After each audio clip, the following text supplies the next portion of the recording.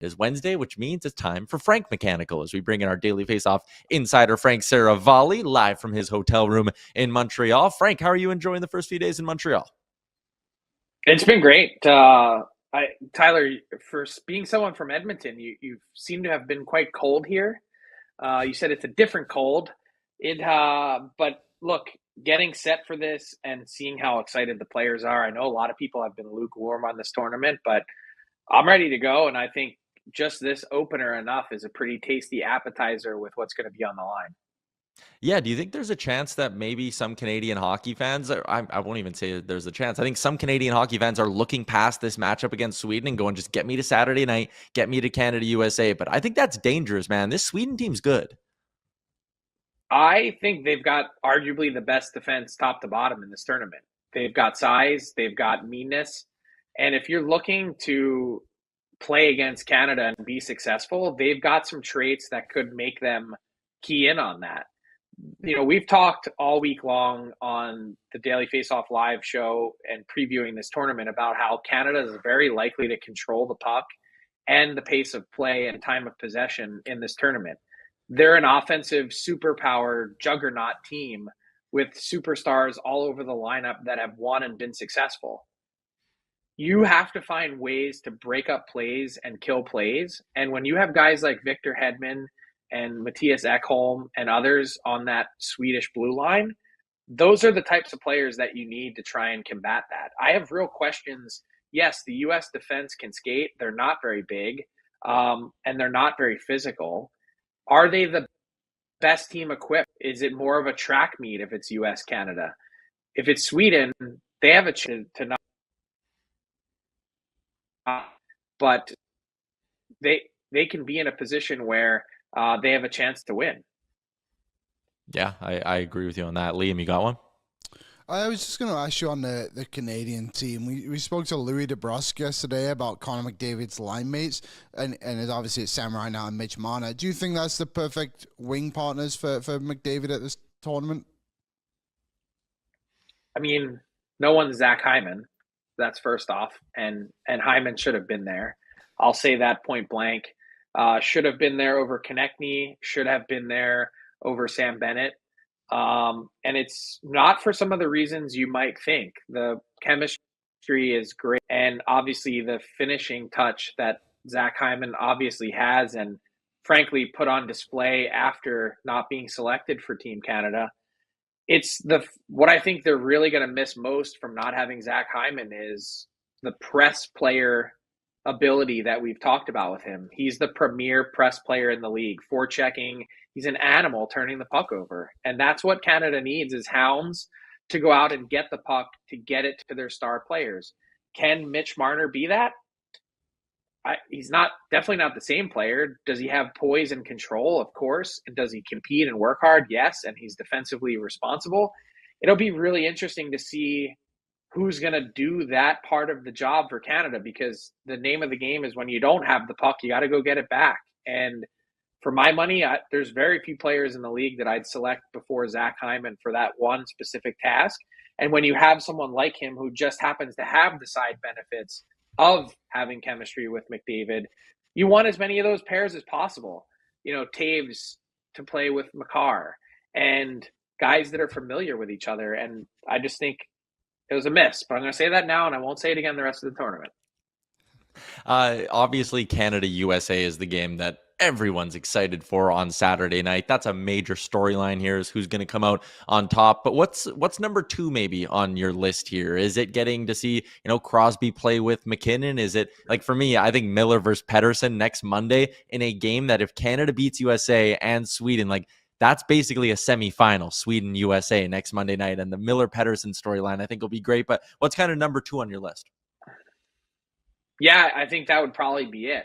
I mean, it's almost like the two paths in this tournament, if we can all agree that Finland is the weakest link. For Canada and the U.S., they're kind of flipped, right? Canada gets the tough non-USA game to start, and they're kind of in the pressure cooker. And that's the, sort of really fun hypothetical to play out. What if Canada loses tonight to Sweden 3-2 or something like that? All of a sudden, the U.S. has a chance on Saturday night to end their tournament. The U.S. gets to ease their way into this tournament with Finland on Thursday and then gets Canada on Saturday. So, but the pressure then will be if the U.S. loses to Canada on Saturday, which I think we could all see happening, then you've got Sweden on Monday, or else you're out of the tournament. So it's kind of, the two things are flipped. You either start with it or you end with it. And I think I'd much rather start with it, but we'll see. We got a comment here quickly from Hurtin Albertan, who said, how do these guys strike a balance between playing good hockey and making sure they don't hurt each other? I don't think that's going to be on their minds at all, Frank.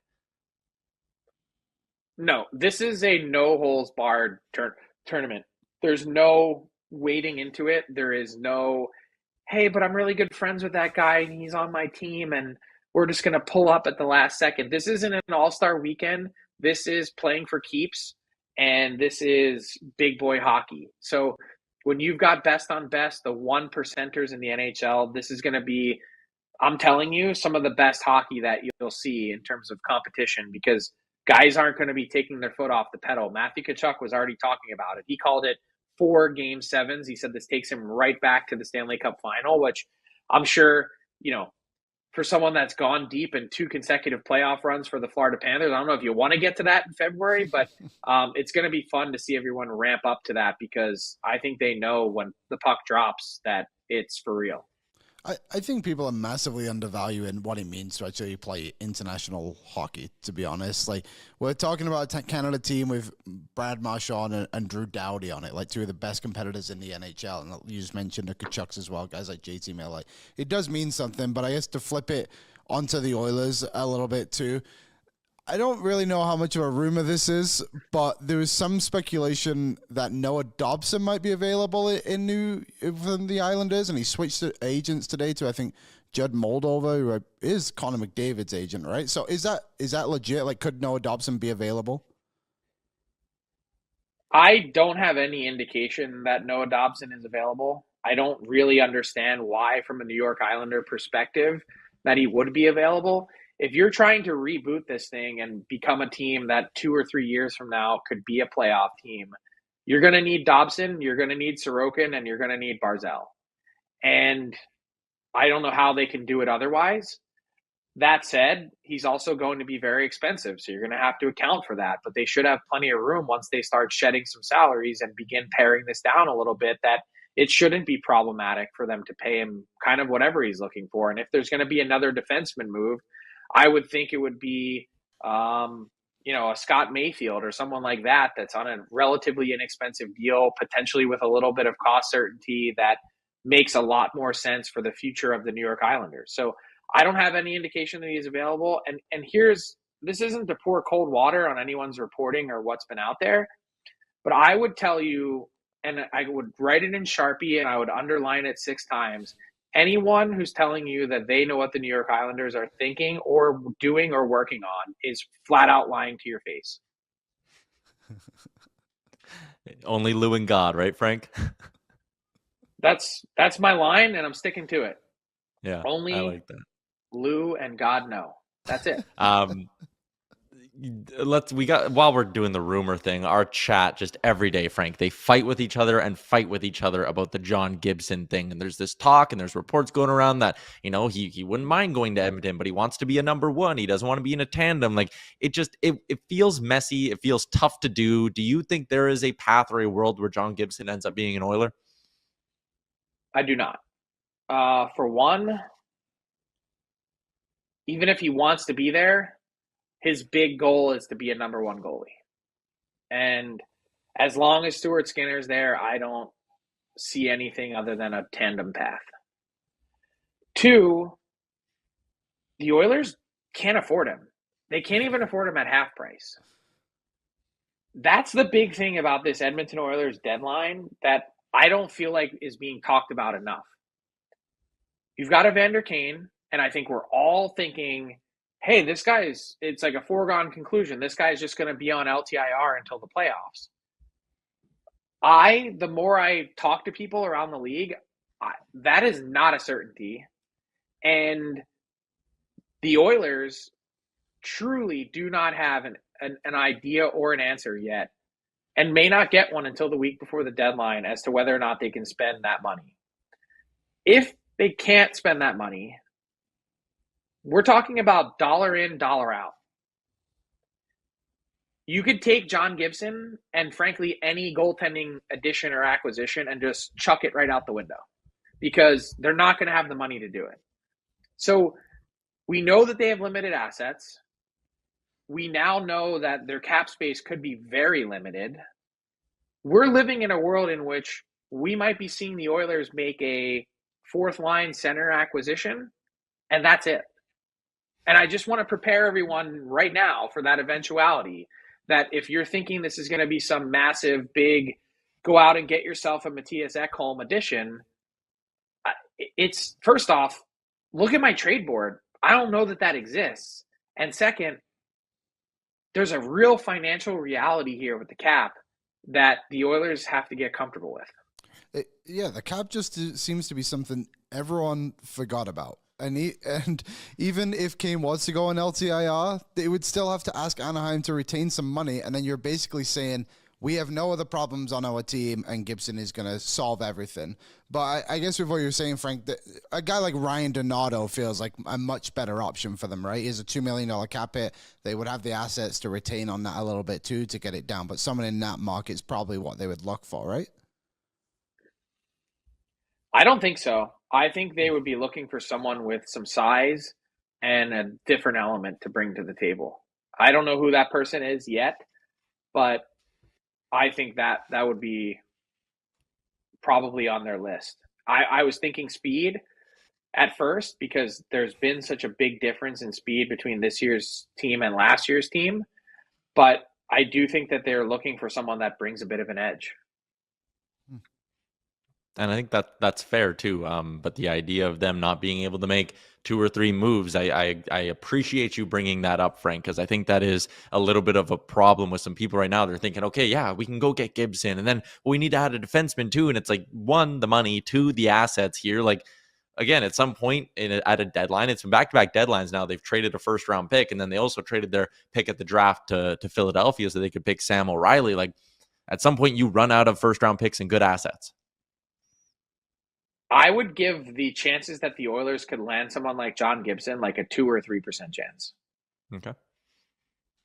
Also because of need. Like, I don't like, if I were to chart their needs, bringing in a goalie of that caliber, so to speak, even though the numbers and history would suggest recently, aside from this season, he's just been very average, that they can't afford it now, and they really can't afford it in the future with the guys that are going to have new contracts kicking in. Yeah, a couple of big money extensions about to hit the books in the next few seasons here for the Oilers. One more before we let you go, just on the topic of the trades and all that. Is there any team that you're maybe keeping an eye on going, hey, they might be active during this Four Nations break? Because there is no roster freeze. If teams wanted to pull trigger, they could. I think to start the Four Nations break, I was thinking the Flyers might be one of those teams. I'm really not as convinced anymore, but I'd be curious about the Seattle Kraken. I'd look to potentially the Montreal Canadiens. They were a team that was active last year during the All-Star break. This isn't a moment in time where managers are just sitting on a beach somewhere, sticking their head in the sand. They're actively making calls, trying to get better. But I think the fun part about this deadline is that, yeah, we've seen some big names move, but we also haven't really seen many of the rental, typical trade deadline candidates that would be on the move. We haven't seen those guys traded yet, so there's still plenty left to go. Fair enough. We did get a comment in here from Calvin Pickard, who said, Frank has told us no goalie. Now, can he tell us why he isn't letting Tyler room with him and is making him stay in someone's shed? Not a fan of my backdrop, but that's a king bed behind you, Frank. You could make room for me. What the heck? No, I couldn't. Okay, thanks, Frank. Thanks for doing this, and we'll see you tonight at the game. See ya. Bye, Frank. There you go. Frank and I are also going to be live doing a special post-game show over on the Daily Faceoff YouTube, so make sure you go hit subscribe to that, and I will be sitting probably right in this seat with my night. It's real, Liam. What's up, Nation citizens? If you like that video, then you need to be subscribed to the Oilers Nation YouTube. Podcasts, live shows, exclusive interviews, and analysis everything you need from your favorite voices at Oilers Nation, and you don't want to miss any of it, so hammer that subscribe button.